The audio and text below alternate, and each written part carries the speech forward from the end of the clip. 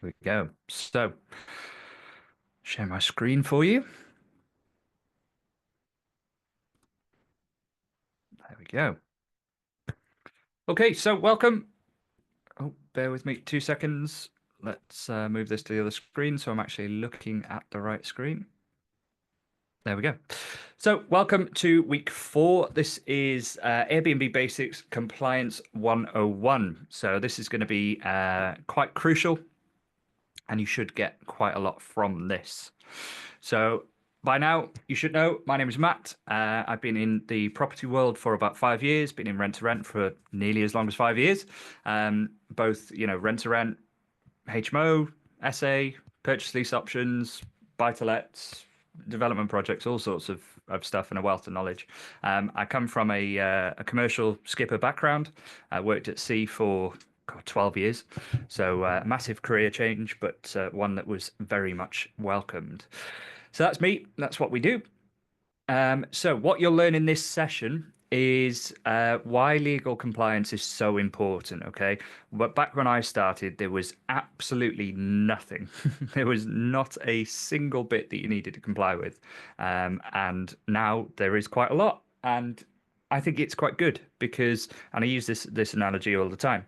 If I wanted to stay in a Holiday Inn down the road, and I found out that they didn't have fire alarms, or the doors weren't fireproof, or this, that, and the other, I'd be quite cheesed off. So I think it's all quite good, and it also is helping with the housing crisis in places like seaside towns like Cornwall and things like that. It's restricting how many of those can be second homes or Airbnbs, and basically becoming ghost towns in the winter months. So I think it's good. How to avoid fines and forced closures. Nobody wants to go down that route. Nobody wants to lose money or have to pay money in this world. The common pitfalls and red flags to avoid, and how non-compliance can actually hurt you more than just financially. So that's what we're going to cover off today. So here we go. So why compliance matters. So obviously the major one is you avoid fines, penalties, and forced closures. You avoid having to lose money, okay, which is quite important in this world. In the world of rent to rent, Airbnb, we're all investors. We don't want to be paying fines, getting penalized, or being forced to close our properties down.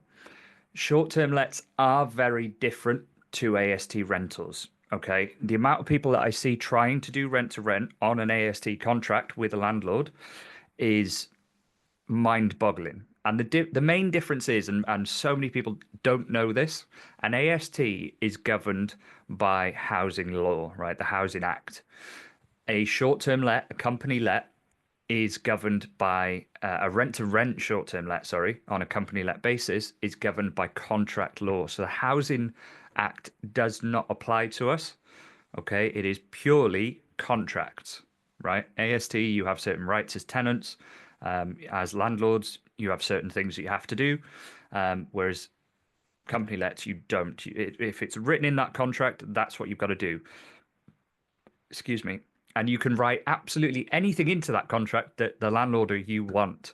It could be absolutely bonkers if you want it to be, but because it's in that contract, it has to happen.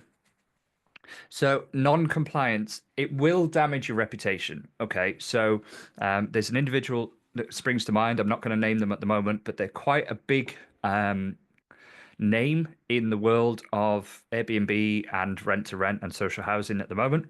And they have unfortunately not been very how do we say it? They're not compliant, and they've caused quite a few issues. They've taken money, and they've run away with money that they shouldn't have taken. Very long story, but essentially now their reputation is tarnished to the point where every day I see on social media there is a post about this individual. Okay, so just because you're not compliant and maybe the council gives you a fine, closes your property, actually that could have a massive impact on your reputation. Property is a very, very small world. Okay, so people that you associate with will, others that see you associated with them will form an opinion of you. If you're forced to close a unit or if you start getting fines and penalties, people will form opinions, and it does go around the industry quite quickly. And then health and safety implications. Ultimately, yes, we're all in this for financial gain, okay? But the bottom line needs to be the guest's health and safety. Okay. We never want to put a guest at risk. We never want to put them in harm's way. So we always have to put their safety and their experience above our financial gain. It has to be. Okay. So there's sort of just a few little short tips on that. So one of the major ones is, and you might know this, there's a lot of changes happening, already happened, and coming soon. So local regulations. So change into use rules is one that is quite talked about quite a lot. So some councils have already started to implement this, okay, and they require licensing and planning permission to be in place to run as a short-term let. But local council restrictions, they're also saying that in certain areas of towns and cities, they will not allow short-term lets. So we know that in York, for example, there are areas of York where they just will not allow a short-term let. Okay, so unless you know about this, unless you've researched the area and you know what the regulations are in your given area, you could set yourself up for failure. You could take on a unit with very good faith, set it up, and then you get a letter from the council saying you have to close, you cannot operate as a short-term let in this postcode or in this section of the city or whatever it is. So you need to be clued up on this. And also you need to be clued up on what is potentially coming, because what you don't want to do is take on a unit and then in 6 months' time, the council say, right, in that area of that city, you can't do short-term lets, or you require licensing and planning. Now, if it's your own unit, if you own the unit, it's not a major issue because you call the shots, you make the decisions. If it's a rent to rent, you obviously don't call the shots. So, having to get a license put in place and change the planning permission of the building when it's not your building, it can be done as long as those conversations are had upfront with landlords. But if they're not had and the landlord doesn't know what's happening or why it's happening, it could cause issues. So these are all bits we need to know before we get into the property. Okay, we need to understand it because that will change the negotiations we have with the landlords, the contracts that we use with the landlords. As I said in the previous slide, the contracts are contract law. So we might, stipulate in that look, if this council, York Council, for example, tells us that we can no longer operate, then we are released from the contract. What you don't want to do is end up in a situation where the council tell you you've got to close, but the landlord then takes you to court for the 3 years rent that you owe them or whatever it is. So you can see here why understanding the basics here and understanding the rules is so crucial to your success and can cause a lot of problems if you get it wrong. Mortgage and leasehold restrictions. This is for rent to rent, obviously. Now, I see on a daily basis people operating in buildings that the head lease doesn't allow or taking on units that the mortgage or head lease doesn't allow. Quite often when you're taking on a rent to rent and you ask for the head lease, particularly if you're dealing with sources or agents, they'll just say, oh, well, it's fine. The landlord's telling me it's fine. That is not good enough. Okay. You need to see that lease to make sure that the wording in that lease allows short-term lets. And this is one of the reasons that I avoid most of the time apartment blocks, because most apartment blocks in the UK don't allow short-term lets, or even if the head lease does, the management of the building don't allow it. So you might be fine on a head lease, you might be fine on a mortgage, but then you get in there, you set it up, and the management come around and say, no, we don't want you doing that in here. And you can't fight them, right? You cannot fight them.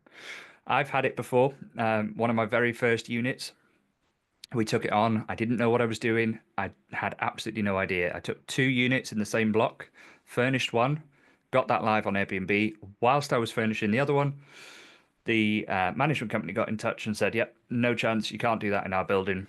And I was forced out of the building, which then cost me, obviously, the entire refurbishment cost for both units. I could take the furniture with me, which wasn't so bad, but I'd paid rent, I'd paid deposits, and all this, that, and the other.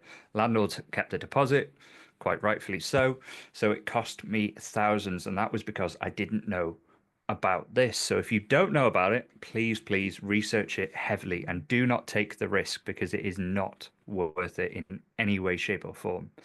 We see all the time that some landlords will say, look, you can do short-term let, but we don't want, weekend guests. We don't want 2, 3 night stays. It has to be contractors on long-term basis.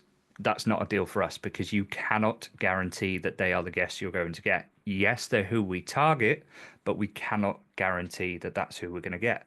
So don't take the risk. Don't take it on and think, oh, I'll be fine. I'll just say yes and I'll take it on and be fine. It's not worth it. Okay. Now, HMO rules. This is a relatively new one. Um, but some councils, some areas are stipulating that larger properties, 4 or more bedrooms, need HMO licenses to operate as short-term lets. Now, it's a grey area, okay? It's a very grey area. Some of the councils don't really know that that is the case, so they'd rather err on the side of caution and say, yes, you need a HMO license when actually you don't need a HMO license to operate. Because the main reason that you don't is because it's not their main residence. Okay, it's not where they're registered for council tax. It's not where they live. They have another residence elsewhere that they are registered at, and therefore it is a short-term let. Okay, and therefore it doesn't need a HMO license. Particularly when you're dealing with contractors, it's generally the company that is renting your house or your property, and they are putting their employees into the building. So therefore, it doesn't need a HMO license. But some councils, rather than actually do some work into it, speak to solicitors and find out the right rules, they're just saying, no, absolutely, you need a HMO license. And this, this has happened this past week.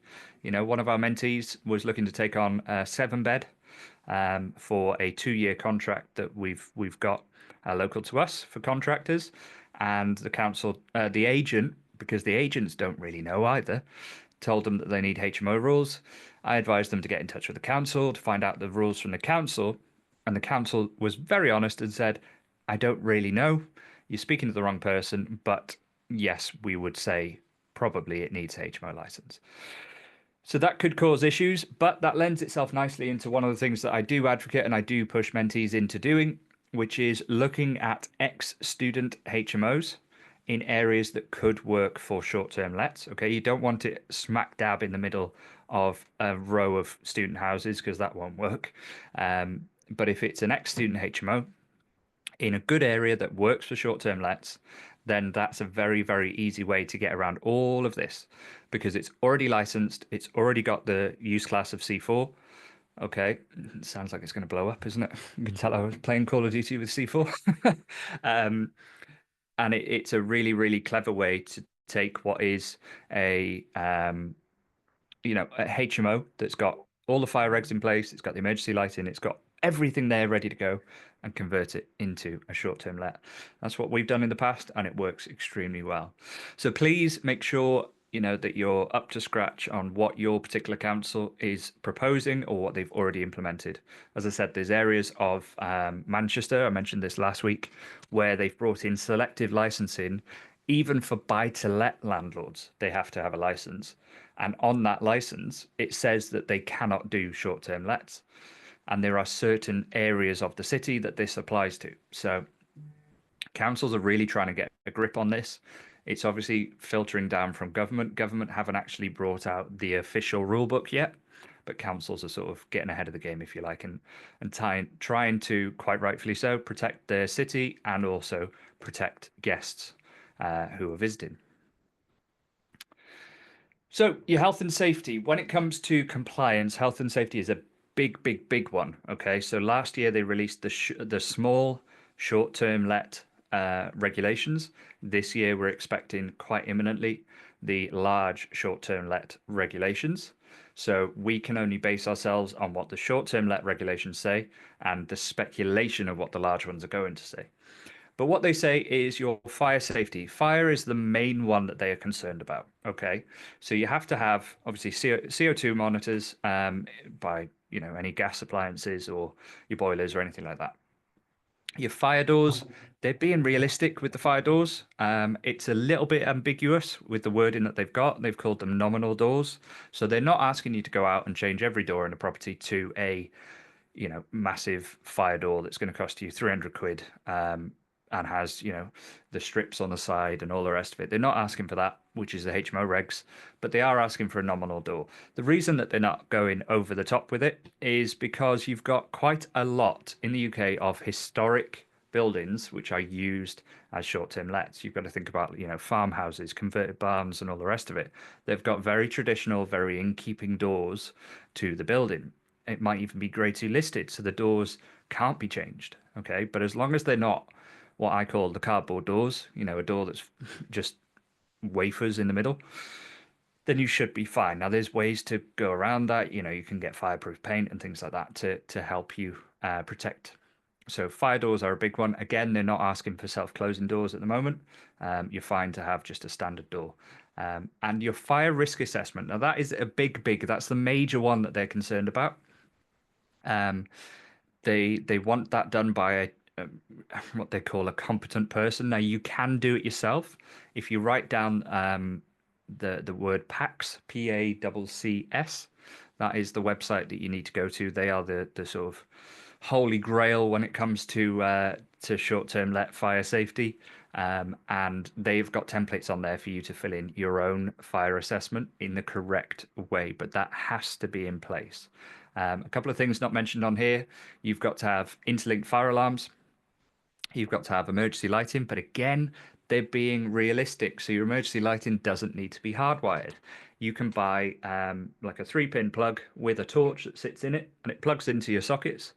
And then if the power goes to the socket, the light turns on.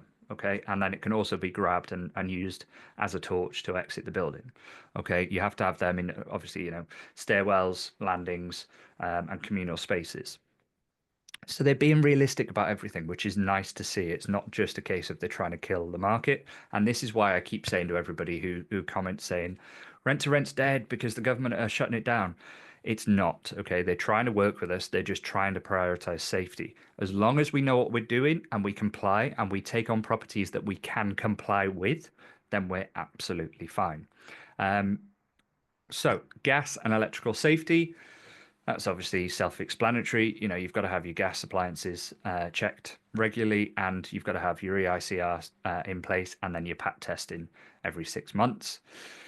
Short-term licensing, kind of what we discussed on the previous slide. So it's already required in Scotland and Wales. We do know of people who had units in Scotland and they actually handed them back when the regulations came in. I don't think that was the right thing to do. You can work with people, work with landlords, work with the councils, and get them to the right regulations. But they made the decision before they came to join us that they were going to get rid of those units. Some cities in England, as we've said, have already gone down that route. But it's just understanding what they're proposing and how they're proposing to do it, and just protecting ourselves and future-proofing ourselves with the right properties in the right areas with the right regulations. And insurances. Now, your landlord, if you're doing rent to rent, will obviously have insurance for the property. Now, that property might not cover short-term lets. What you can do if you're negotiating to get a rent to rent deal is you can say, look, I'll cover the difference between your current insurance policy and what the new insurance policy will be. Okay, that's a really easy way to do it. If you're buying the unit, then it's your insurance policy at the end of the day. So make sure you've got the right insurance in place to cover short-term lets. Okay, because what we don't want you to do is have an issue and then you're not covered because it's been used as a short-term let and you've got buy-to-let insurance on it or just housing insurance. Okay. What I'm just going to go back 1 second. Another topic on another point on insurances is, generally speaking, your landlord will cover the building's insurance. It's then up to you to cover the furnishing, the contents insurance. Now, I personally don't insure our contents. Now, that might sound completely ridiculous.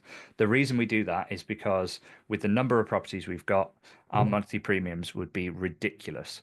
And the likelihood of us having to refurnish an entire property is quite low. But even if we did, over the space of a year, what we'd pay in premiums would probably equate to what it would cost us to replace anything. Generally speaking, oops, sorry, I hit the microphone there. generally speaking, any damages that guests cause are covered by their deposits anyway, and you can claim them back against guests. So, damage to furniture and things like that. The only thing that you need to pay for is, every 12, 24 months, you might have to go in there and replace a mattress or replace anything. Well, your insurance isn't going to cover that anyway. Okay. So to me, it doesn't seem like a very good use of money to be paying premiums every month, but it's entirely down to you and how you want to run your business. Cool.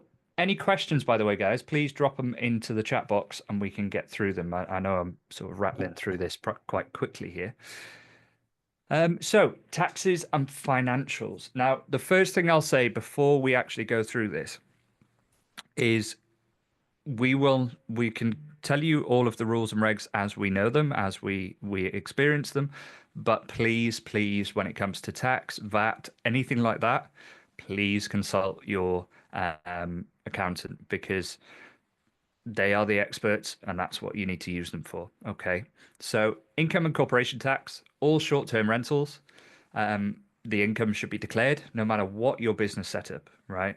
Whether it's in your personal name, whether you're a sole trader, whether it's limited company, whatever it is, you have to declare that income. And that also applies.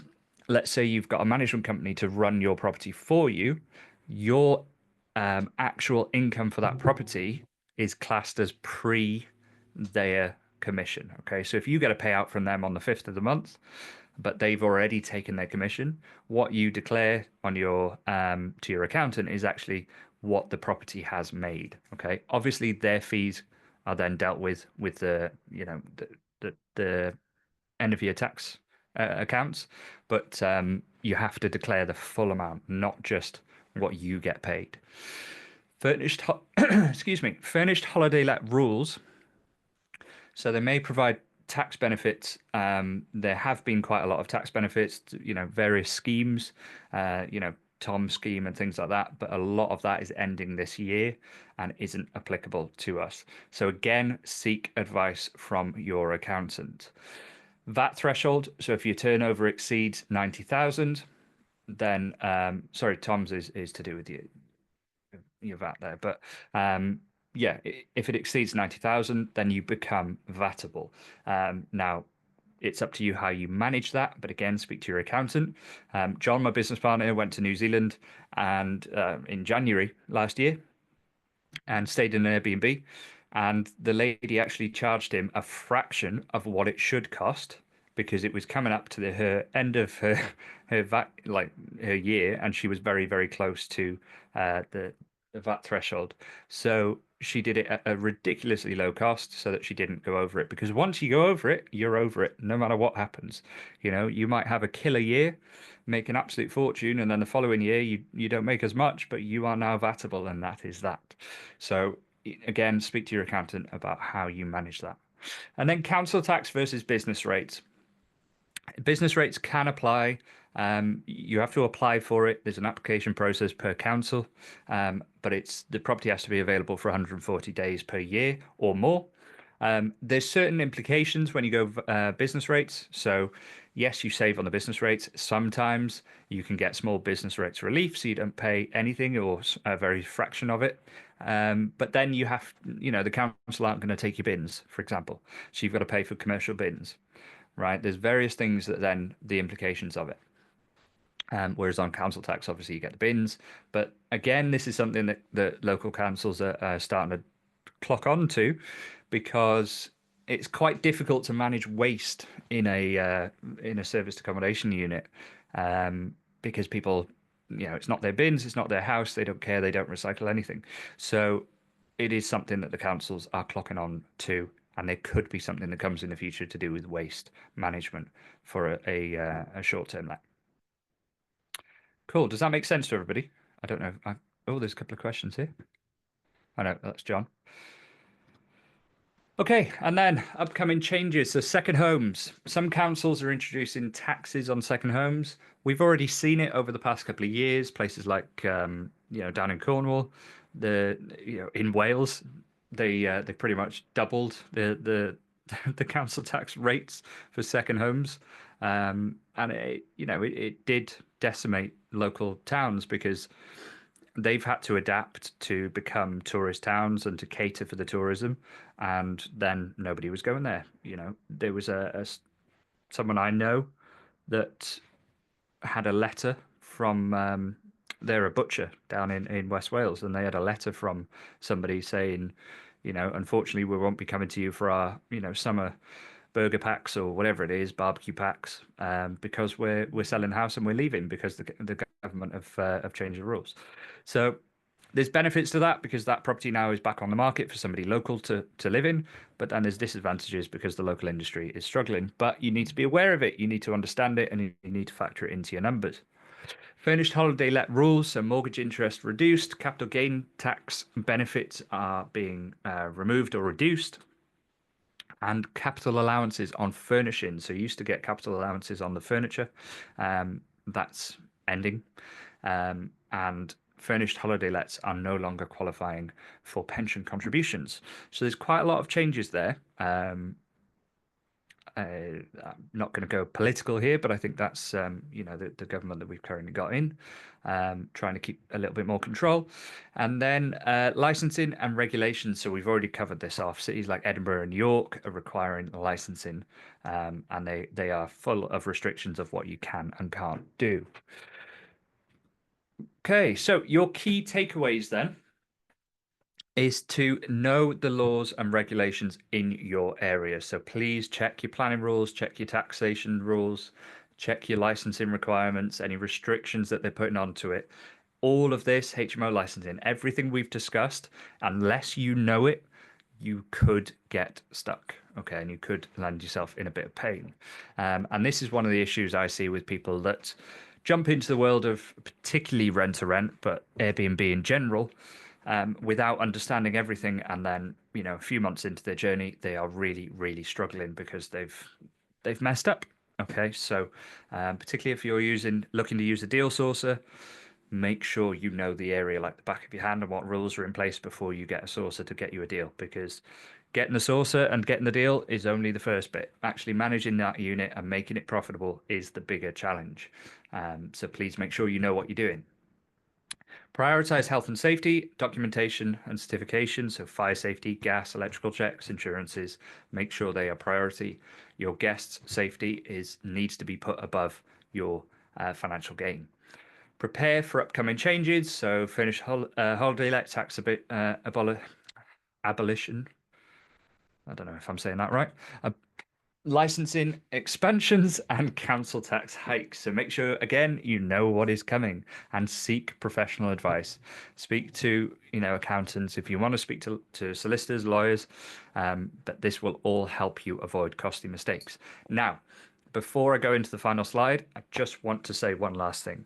All of this sounds extremely scary. It might be putting some people off. It might make you think, oh my God, I don't want to touch this. That is not the purpose of this session. The purpose of this session is to open your eyes to what is actually going on and to potentially help you and give you a little bit of a understanding into what you need to be looking at to make sure that you are then compliant. Rent to SA, Rent to HMO, Airbnb, Booking.com, whatever it is, furnished holiday lets, it will still work in 6 months, it'll still work in 12 months, it'll still work in 10 years. Okay, it will work, it will still be happening. It's just a case of we need to comply with some rules, which we've never had to in previous years. So it's been very easy. But those of you that can actually abide by the rules, treat your business as a professional business, because that is what it is. It's not a side hustle and it's not just a cash machine. It is a business. If you can comply with everything, you will be one of the ones that survives all of the changes and thrives going forwards. Okay. If you don't comply, all of these people that are running units in properties that don't have, or the head lease restricts it. Okay. If the council turn around and say, you need to be licensed and registered, and then you try and get licensed and registered, but your head lease doesn't allow it, well, sorry, you're not going to get a license, and therefore you've got to close. So all of these people running these properties technically illegally will have to close. So if you've got the right property in the right area and you're compliant, you're going to see the benefits, because occupancy will increase, demand will increase, and competition will decrease. So please don't take it all as negative. This is purely here to help you understand what is actually going on and what is being proposed. As I said, the actual rules from the government haven't been released yet. So this is basically council by council at this stage. But if you follow our journey, whenever something's released, we will inform you of what's going on. Okay, and as always, end of the call, we are offering a free 20-minute session to absolutely anybody that wants it. There are limited spaces. Being a Wednesday, we try and get them done within Wednesday, Thursday, Friday. But this is purely, it's not just about compliance. It's not a sales pitch into our Rent2Rent mentorship program. It's purely there as a sort of reward for joining the call and sticking with us or watching the replay. But yeah, we'll help you understand the market, identify key opportunities and challenges in your area. We'll see how we can potentially help you, give you guidance to push you in the right way, give you a tailored roadmap of, okay, you need to go and do this, this, and this. We can answer any questions or give you guidance on the systems and processes that we've got. And we can actually help create your escape plan on that session. So we can lay out a plan. You know, we're very, very keen to never go down the route of, hey, we can get you to $5,000 in 90 days, because yes, it's physically possible. Reality of that is it doesn't happen. You know, you've got to have a large financial backing for that and a lot of time. We'd rather see and work with people who want a 6 and 12-month plan for breaking free from their 9 to 5 within that time frame. That's a much more realistic time frame, and we can actually build a business plan around that. So let us help you do that. Let's create your escape plan. If you want a link to that, I'm sure John or Joy will drop it in the chat. Or alternatively, let us know, send me a DM on Instagram, Facebook, LinkedIn, and we can send you the link to that. Next week's session is going to be all around your business blueprint, your business setup. You know, what do you need? When do you need it? What insurances do you need? What compliance docs do you need for your business? How should your business be formed? What SIT codes to use? Absolutely everything. Your actual business setup. So we're 4 weeks in now. I think you can see the process that we're sort of following here, and it's, you know, we're quite enjoying it. I hope you guys are enjoying it. As I said, if you want to jump on a call with me, let me know and we can get you booked in. But for now, I'll leave it there. Any questions at all? Drop them in the chat. I'll leave it open for a couple of seconds.